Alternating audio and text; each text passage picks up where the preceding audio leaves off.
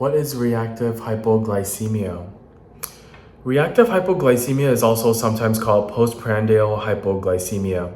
This is not the same as diabetes. People with this condition experience hypoglycemia symptoms within the few hours of consuming a meal that's rich in carbohydrates. It's thought that symptoms like dizziness, nausea, fatigue, and mood changes occur because that large dose of carbohydrates causes a flood of insulin into the body that continues for too long. However, this condition is very hard to identify and it is often ignored. If you think you have this condition, then visit your doctor to help identify what's happening in your body. Your doctor may want to measure your blood sugar levels over the course of a few months or perform a 6-hour glucose tolerance test. You can also follow a reactive hypoglycemia diet, which involves regular exercise, a ban on sugar, and eating small, frequent meals that contain high fiber and starchy foods. If you feel better on this diet, then you may know that you have this condition. Do you have reactive hypoglycemia? There's no way to tell how common reactive hypoglycemia actually is because it's very hard to identify.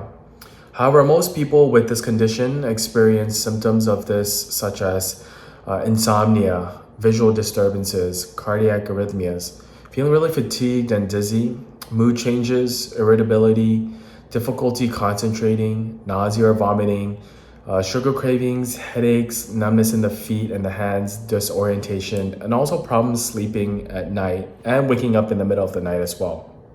Symptoms and their severity may vary depending on your hydration levels and your sensitivity to the blood sugar level drop. So talk to a doctor if you're concerned that you may be suffering from this condition. The dangers of reactive hypoglycemia and adrenal fatigue. It can be hard to identify reactive hypoglycemia. Adrenal fatigue makes this even more complex. Adrenal fatigue occurs when you're chronically stressed and your adrenal glands start to malfunction because of the ongoing high demand for cortisol, which is your anti-stress hormone. Here's how hypoglycemia and adrenal fatigue interact and impact each other. Hypoglycemia may be subclinical, which means that your glucose levels will probably be normal even if you experience symptoms. Normal fasting glucose tolerance test results also come back normal. And if your adrenal fatigue is advanced, then your blood sugars dip more rapidly below the hypoglycemia symptom threshold compared to a healthy individual. The reactive hypoglycemia diet can be both helpful in both adrenal fatigue and hypoglycemia, as it will help stabilize your blood sugar levels and ensure that your body gets the appropriate and right timing of nutrients that it needs. A beginner's guide to reactive hypoglycemia diet. If your body reacts badly to a lot of carbohydrates, then you may want to try reactive hypoglycemia diet. This diet is fairly easy to follow, and so here are some quick guidelines. Eat 6 small meals to prevent frequent blood sugar drops, including some protein, some fats with every meal to make sure that you have a slow release of sugar into your bloodstream. Avoid all foods with glycemic index of 60 or higher. Eat more foods that are high in fiber so then that slows your digestion and glucose absorption. Choose more complex carbs like oatmeal, barley, whole grain pastas, and make sure you eat them with healthy fats and protein. Eliminate caffeine and alcohol. Limit your fruit intake as they're high in sugar. Most of all, listen to your body and eat what it's trying to tell you to eat. A beginner's guide to reactive hypoglycemia lifestyle. To reverse hypoglycemia that is reactive, you need to do more than just eat right. You have to make lifestyle changes that become part of your daily routine.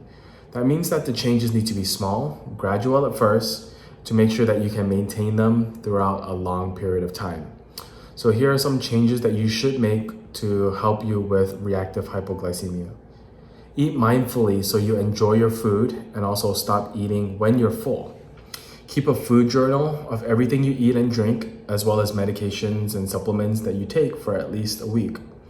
Plan ahead to make sure that you have foods that you can eat always on hand. Always eat breakfast as soon as waking up, and then relax and go easy on yourself when you eat the wrong thing. Just start up the diet again and then resolve to do better moving forward. Thank you for listening today, and we hope that you got something out of this helpful content here. If you would like to hear more great tips, make sure to click the subscribe button and also share this video so others can find this helpful content, and it will also help us to make more content as well. Remember that we're here to empower you to take control of your health.